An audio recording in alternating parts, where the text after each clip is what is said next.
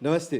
Bhojpuri channel में आप सब लोग के स्वागत करते जा। प्रोग्राम है वेद की शिक्षाएं और ई कार्यक्रम के आधार पर आप लोग के लिए जाते जा वेद पर, यानी कि वेद में जितना भी शिक्षा बा ओकरा विस्तार से आप लोग के सामने प्रस्तुत करते जा।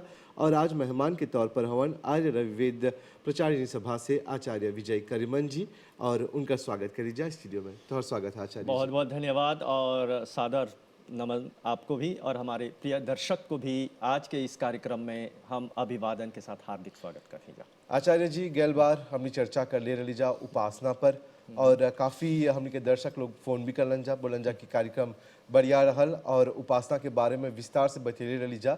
और जाने जा कि समय बहुत कम रहल हमने के पास, लेकिन फिर भी विस्तार से समझैली जा। आज हमली वेद के एगो दूसर विषय पर बात करब जा, जोन की है विज्ञान।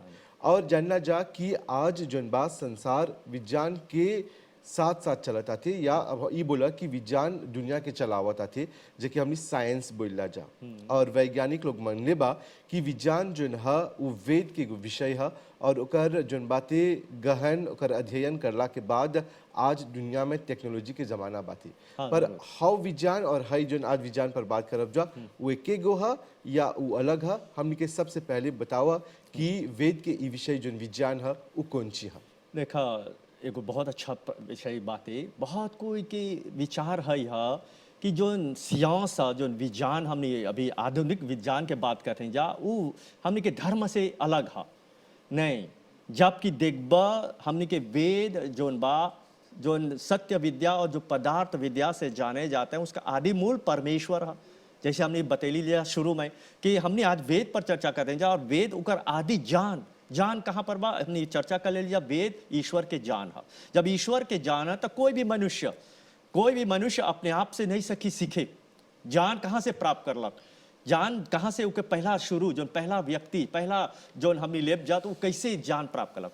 मान ला जैसे हमने लेप सा जला आदमी बोले नहीं अपने आप से पढ़ लेलक, ठीक है ना। एगो लड़का के जन्म जात लड़का के ओके रख दा एगो जगह में, ओकर खाना पीना सब आराम के लिए सब व्यवस्था दा, लेकिन वो लड़कवा कबो नहीं सकी बोली, कबो ने बात नहीं करी। यदि हम ओकर संगे व्यवहार नहीं करब जा तो उन्हें उदाहरण है कि स्पष्ट उदाहरण, एगो मोहिसिया के लड़का जन्म लेलक, जाके तू एगो लाशिन में रख दा या एगो अंगलितिया में रख दा, वो केवल नहीं बोली। हाँ, ये तोहरा सिद्ध करता वो जहां पर पलल जो नौविवान में रहल वो हवे जान सिकलक। तब पहला है ये बोलेला स एष पूर्वेशाम अपि गुरु कालेना नवच्छेदात। हमनी चलब सबलब से नहीं, वो अपन गुरु से पढ़लक, तो गुरु से परंपरा से चलब जा तो हमनी आगे पहला व्यक्ति पहला गुरु तब जा। तो पहला गुरु जो व्यक्ति बनल वो कौन गुरु से पढ़ल? तो जलब जा परमेश्वर है, वो ईश्वर है पहला गुरु। तो हमनी के बतावे चाहते हैं जा कि जो विज्ञान की बात आज भी करते हैं जा, आगे भी रहल और अभी भी और भविष्य में भी रही, तो वेद से निकलल बा। अर्थात विज्ञान का अर्थ कौन सी? अब एक बार वी जमा जान दो शब्द है, निरुक्ति कर ले जेबा, जितना शब्द है हमनी के सबके निरुक्ति करबा। वी विशेष और जान जोन बा हमनी ओकर जोन बा जानकारी विद्या उसे थोल बा। अब हैजा पर विज्ञान जब देखबा, हमने आज के विज्ञान के बात करब सा, जो विज्ञान बातें अभी बहुत से ऐसा वैज्ञानिक भी बा तो वो अपन के मानेला, अपन मतलब जो सियांस वो शौक लेबा। तो हैजा पर जब हमें देखब सा, यदि एगो शब्द देखब सा, वो लोग सर्च नहीं कर लेबा। जब हमने बोलिए सर कुछ बोलिए ना, रिसर्च कर लेबा। तो सर्चवा के कर ले रहा। हाँ, एगो प्रश्न हमने के चला अपने आप से पूछे कि तो सर्च जोन कर ले रहा वो हमने के ऋषि मुनि रहल, और कहाँ से सर्च करलक? वो जोन परमात्मा के जान रहल। अब ये लोग चल करके रिसर्च करलक। जैसे हमने विज्ञान के बात करब सा, आज जोन बा हवाई जहाज आदि बा ना, तो जब देखबा रामायण उठा करके अभी जो हवाई जहाज बा, अभी हाल के कितना बरिस होल बनेला, लगभग 150-200 साल लेबा। लेकिन जब रामायण उठा के पढ़बा तो जब पुष्पक विमान के बात करल रहल, और पुष्पक विमान जो रावण जो में चढ़ता तो वो कौन सी रहल? विमान रहल, ठीक है ना। तो वो हुए पर बतावा था कि जो विज्ञान आदि काल से हुआ से भारतीय संस्कृति से। और आज देखबा नाजा में जितना लोग बा सकब हम तोहरा बोले का, तो मैं जिस पूछा भारतीय लोग बा, भारत के वैज्ञानिक लोग हुआ पर हुआ जा, तो काहे खातिर वो लोग है सब जान से लेकर के एथिकल रहल। और एगो प्रश्न हमने आप पूछब तोहर से, जैसे हमने बोलीला स फोर्स ऑफ ग्रेविटी, ठीक है ना, ओके आविष्कार कर रहल तो बोलेलन सा न्यूटन। न्यूटन एगो सेब के गिरते हुए देख ले रहल, तो वो देखलक बोला काहे गिरल, तो वो न्यूटन हमनी अभी के बात करते हैं, हम तोहरा बताओ करोड़ों वर्ष पहले के बात, जोन अभी हमनी के एगो ग्रंथ था, जोन हमनी के पुस्तक है जिनको बोलिया सा वैशेषिक दर्शन। वैशेषिक दर्शन वो तोहरा है जोन प्रकृति के ज्ञान है वो तोहरा होकर में बतैले बा। बोले बा वो खाली गिरल नहीं, वो बोलेला काहे सिकुड़ेला, काहे एक्सपांड होएला, जोन बा ना जोन बा एगो पदार्थ वो जोन बा कणाड ऋषि रहल। कणाड ऋषि वो न्यूटन से पहले वो कितना वर्ष करोड़ों वर्ष पहले वो अपन ग्रंथ में लिख दिल बा है सब विज्ञान के बाद। यानी कि वो सब ग्रेविटी के जो कर सबसे पहला जो रहल, रिसर्च कर ले रहन हाँ। वो रहलन ऋषि कणाद। कणाद तो हुआ से हमनी काहे खातिर नहीं थे बको को भारतीय रहल। और जब तू अभी दिखबा वो तोहरा आगे चलावी अभी तो बोल भाई को भिखारी है, वो अपन वेशभूषा कपड़ा आदि पर ध्यान नहीं देवत रहल, खान पान पर ध्यान नहीं देवत रहल। कणाड ओकर नाम ई खातिर रहल क्योंकि वो खाना पीना पर ध्यान नहीं दे। जब ओकर खेत जब फसल काट लेवत रहलन सा तो वो जात रहल खेत में, तनी सुन जो दाना गिरा रहल उठा करके दाना कण कण उठा करके वो अपन पेट भर लेवत, थोड़ा भूख मिटा लेवत, वो कहते उनका नाम कणाड ऋषि रखा गया। तो ऐसा व्यक्ति तोहरा विज्ञान के बात में निकाल के रख दे रहल। और यहाँ ओकर लिखले अपेक्षणम मुक्षणम द वहाँ पर जोन बा आक्षेप पड़म, मतलब वो कैसे सिकुड़ेला कैसे एक्सपांड होएला वो अब सूत्र रूप में वहां पर लिख दे रहल। अब देखबा एकर में आयुर्वेद हाई सब जो ग्रंथ डॉक्टर लोग लिखले बाद साइंस सियांस जो निकले बा यहाँ पर यजुर्वेद सब वेद के उपवेद बा। तो जब वेद ईश्वर दे रहल तो कर वेद दे रहल आयुर्वेद। आजकल दिखबा अब दिखबा हमनी के बोधेन अभी जो नेथियाल बा हमनी के आयुर्वेद जो दवा बा ओकर लाफोमासी बा अब सब देश पर जौन बा ओकर पर बल दे लगल। आयुर्वेद के जोन दवाई है ओकर जितना हमने अभी जोन हॉस्पिटल के दवा है ओकर अथी नहीं करता है, खंडान नहीं करता है, में जोन दवाई बा ओकर साइड इफेक्ट है, में के आयुर्वेद के दवाई के साइड इफेक्ट नहीं है। वो आदि काल से हमने पहले जब जाता ली जा घास काटे, हमने घास कट ले जा हाथ कटा गल दवा अपनी लाफोमासी या अथी नहीं जाता बेल्जामिन के पत्ता बेल्जामिन एगो चक्करकी बोल जाला खाजे करके डाल के ओकर पर रख देला तुरंत 2 दिन में देखबा तो तोहर घाव अच्छा हो गल। और देखबा तो यदि जैसे जब लक्ष्मण के बाण लगल रहल तो हनुमान गल रहल जड़ी बूटी लाए संजीवनी, तो ई कौन चीज है इकरे बोल जाला विज्ञान। हमने के जो दवाई भी अभी भी तैयार होवेला वो सब घास फूस से ही तैयार करेला। तो आजकल जोन बात जड़ी बूटी एगो औषधि हते हमारे वैज्ञानिकता के बाद। और जैसे हमने अभी बोलब जा हमने चर्चा का था इस सियांस पर विज्ञान पर, जैसे हमने बोले आज हम थोड़ा कुछ विशेष बात बताओ। हमने के जो ऋषि मुनि रहल हमनी के जब विज्ञान के बात करलक, जब हमनी के यज्ञ हवन पद्धति बतैलक तो हमनी के हवन कुंड बतैले रहल। हवन कुंड बतैले रहल आगे ऊपर से आए से पहले एगो बात करब जा जैसे हमनी के पूर्ण संख्या कितना है सकबा बताई। पूर्ण संख्या तनी मुश्किल नहीं बा, बहुत बहुत कोई नहीं जानेला, एगो सरल चीज है। हमनी के पूर्ण संख्या 0 से 9 तक है। अच्छा जितना भी संख्या अभी कर में तू 1 2 3 4 9 तक ऐसे कला जितना बनाए खोजबा हाँ उतने ही रही, 0 और 1 2 3 और 9 तक रही। तो हमने की संपूर्ण संख्या जो बा 0 से 9 तक। और आज हम तोहरा एगो चीज बताओ,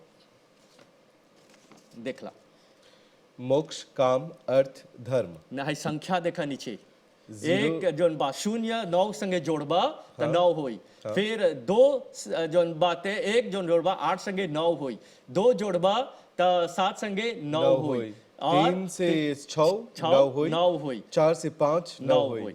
अब एकर में एगो चीज और देखा संपूर्ण ये विज्ञान है। हमने के हवन कुंड के मेखला ऐसे है आज रे मौके करला हाँ हवन कुंड के मेखला आज पहला ला तो बतावत है तो जनता लोग जो रिसर्च डिस्कवरी है एगो एथी है बतैलक। तो हम बताए खोजनी कि हाय जब भाई जोन विज्ञानवा तोहरा बतैलक कि हमनी के उद्देश्य बतैनी ना एकर में धर्म अर्थ काम और मोक्ष, मतलब संसार के जितना भी विज्ञान है एकर अनुसार चली।